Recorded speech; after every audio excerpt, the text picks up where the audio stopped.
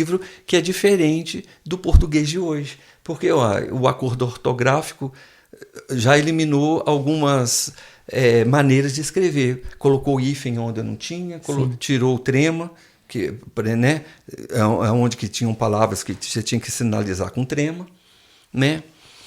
E outras coisas mais. O acordo ortográfico, a proposta foi que todos os países de língua portuguesa escrevessem de maneira idêntica.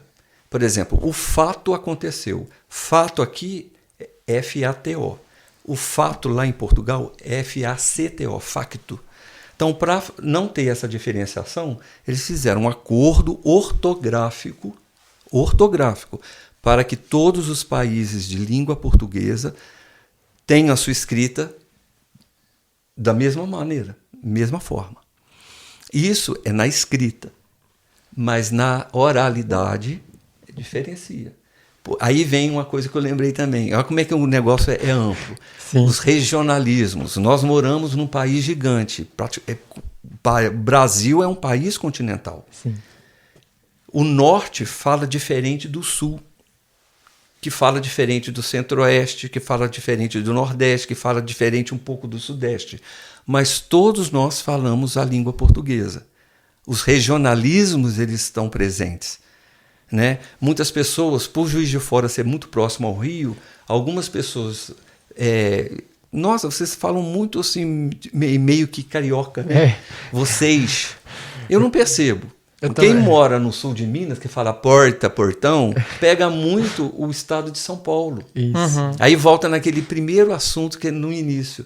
Eles falam errado? Não, gente, eles falam diferente, né? É regionalismo e tem que ser respeitado. Porque alguns falam porta, nós falamos porta. Aí tem uma ciência chamada linguística que nos ensina.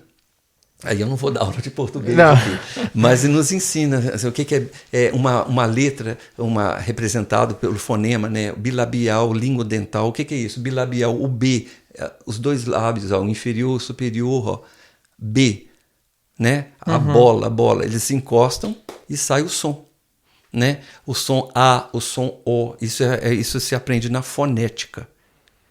Então, quando a pessoa fala, igual você falou mais cedo, sobre problema, né? Às vezes não é que ela não saiba que seja problema, mas às vezes é uma coisa de dicção.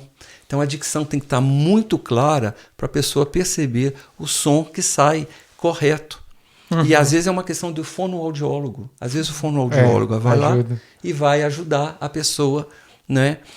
Quando aquela coisa da língua presa, né? Falar a dicção, falar com clareza, falar com objetividade, falar com palavras simples que possam atingir o outro possa captar a mensagem e realmente ele mudar em função daquilo, né? Esclarecer. Acho que já vai para outro mundo, fonoaudiólogo. Sim. Nossa, mas eu tô... Perfeito, tá perfeito. Então, se você for analisar... por exemplo, a comunicação. Você pode falar bem, mas o seu gesto... o seu gesto ele pode também ajudar na fala. Entendeu o que é? Ele pode ajudar na fala. Então, a sua maneira de falar, a sua maneira de gesticular, a sua maneira de sentar... Não é que você vai ser robô, não. Mas isso é treinamento também. Não é? A maneira de você posicionar numa palestra. Tudo isso são técnicas que você tem que ficar atento. E passar da melhor, você não tem que ser o outro. Você tem que ser você, com o seu jeito de ser. Entendeu o que é? Ter a sua personalidade. Gesticular bem aquilo que você quer falar. Pensar, quando a gente fala em estudar o que você vai falar... Você já tem em mente aquilo que você vai falar. E eu não fiz nenhuma pauta para falar nada, já que é um bate-papo até muito gostoso, não é? De nós estarmos aqui, né? E está muito bom. Mas eu tenho as ideias vão surgindo, aí você vai lembrando, vai pegando. Isso é muito legal. E eu sou um gago, Assim, e o meu pensamento é acelerado. Eu penso, já vou lá e volto. Aí, já fui e voltei, aí não vou falar, já travou a sala. E tem técnicas, às vezes, para a pessoa, uma que eu já vi até outro dia, que está muito em alta agora, são audiolivros. Áudio, né? Eu vi. Os audiolivros. Então, a pessoa, para ler num estúdio bonito igual esse aqui, então ela está fazendo um audiolivro, ela já está autorizada a gravar, então ela tem que ter uma postura, entonação, gente. A entonação, olha, outra coisa que me veio à cabeça, a pontuação não está ali para enfeitar. Se a pessoa ler um livro respeitando a pontuação que está ali, o entendimento vai ser muito maior. Sim.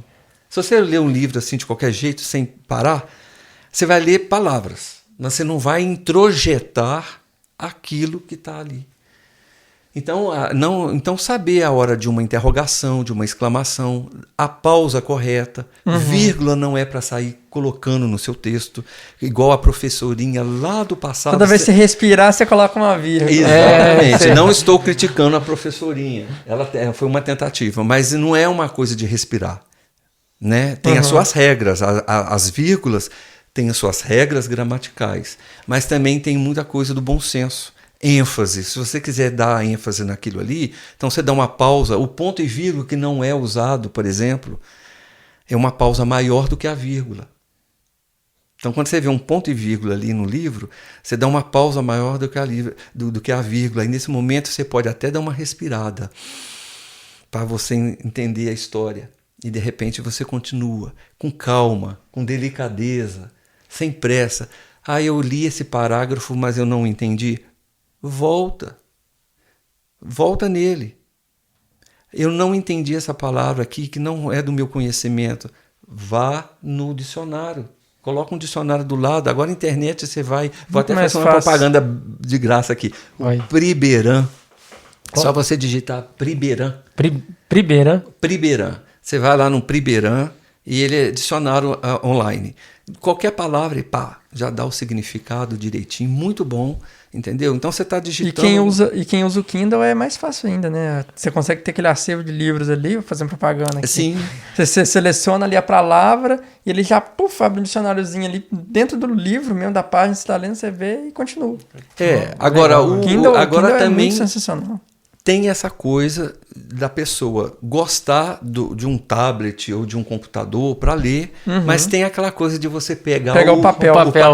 Eu prefiro papel. Eu também. Eu acho que não eu também gosto. Eu acho que o papel já é um ponto e vírgula, né? Que é uma pausa maior para você estudar um pedaço.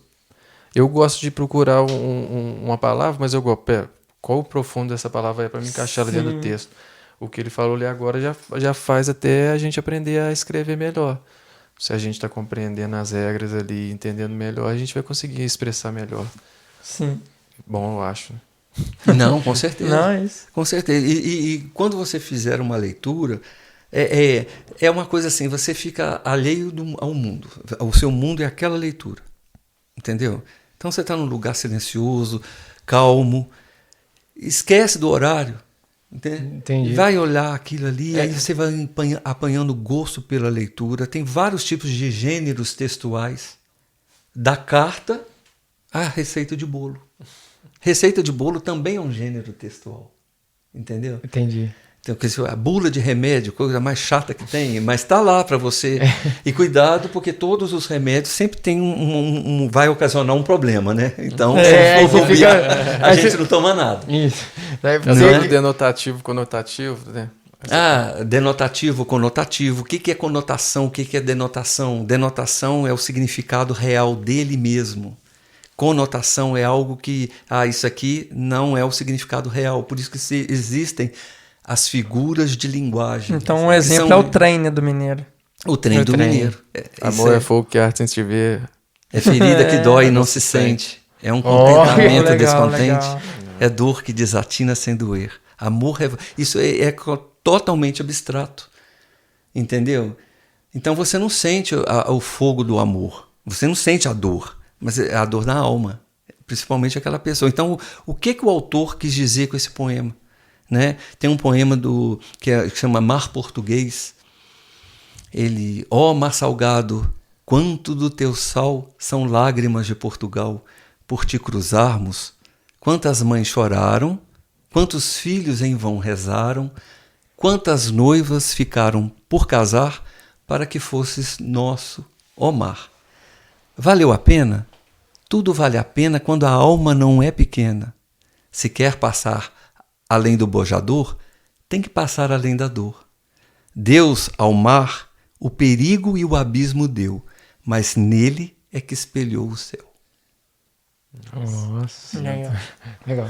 Isso é porque foi contextualizado, então você Sim, leva sim. lá em Portugal, para a época das grandes navegações e etc. O mar salgado, as lágrimas fazendo alusão ao mar ser salgado, água salgada. As mães choraram muito. O bojador aí já tem que explicar o que é, para quem não entende. Era um lugar onde eles acreditavam que era o fim do mundo. E o dia que um dos grandes navegadores passaram pelo bojador, porque o mar era muito revolto e muitas caravelas afundavam. Então ali era perigoso. Né? E viu que depois que passou por essa região, o mar continuava, era tudo lindo e maravilhoso, foi aonde que abriu a mente dos portugueses para desbravar novas terras. E numa dessas, de ir para conquistar o caminho das Índias, foi nessas que o Pedro Álvares Cabral ele se desvencilhou daquelas caravelas todas e perdidamente, entre aspas, chegou aqui na costa do Brasil. Onde que a gente brinca que o Brasil não foi descoberto, ele foi achado. Porque aqui já tinham os índios, nativos, né? não é? Então, se você contextualizar, procurar a fundo, você vai ver que é lindo demais. E a linguagem não fica fora disso, porque tudo é língua. Tudo é comunicação, não é? Em todos os seres, em todas as raças, em todos os países, a linguagem, a comunicação é lindo. Eu acho, né? Por isso que eu gosto. Eu tô aqui É tentando. por isso. Você falando Tô sobre interpretando isso. aqui, tentando. É por É isso. muito legal, né? Quando falo em língua portuguesa e professor de português, as pessoas pensam em sala de aula. Mas isso daí Conjugar o verbo não é... Exatamente. Então você tem que passar esse negócio de verbo transitivo direto, indireto, essa parte técnica, para a pessoa entender. Mas quando você entende um tempo verbal, quando você entende, por exemplo, o que é um pretérito mais que perfeito, que muitas pessoas, nossa, nomenclatura para lá, nomenclatura para cá, mas não tem que decorar, não. Você tem que entender como é que é o processo. Quando você lê algo que está escrito no pretérito mais que perfeito, você entende que é um passado muito antigo. É só você colocar orar na frente do verbo, né? Dissera, falara, contextualizara, telefonara. Aí você entende, o Igor telefonara para o Igor telefonara para o Eric. Então está escrito lá. Então eu vou entender que você telefonou para ele há bem tempo atrás, não foi ontem. Ontem seria o telefonou, que é o pretérito perfeito. Entendeu como é que é? Então quando você tem essas nuances da língua, você percebe na leitura que dentro daquela história, dentro daquele texto, foi usado um pretérito mais que perfeito que remete que o acontecimento ali foi bem anterior. Um passado bem antigo e não um passado atual. Aí você percebe lá também um pretérito imperfeito. O que é isso? Meu Deus, o Luiz Roberto está falando em pretérito agora, coisa chata. Mas você entende que o pretérito imperfeito é um passado, mas quando você faz referência a ele, o processo ainda não terminou.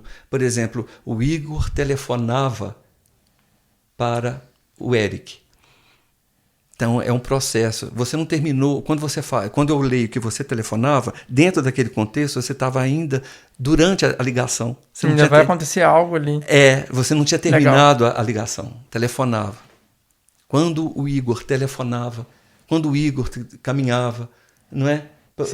Na praia. É igual o caso do gerúndio, que tem essa polêmica toda do gerundismo, que o gerundismo é um vício de linguagem. Gerúndio, ele é correto.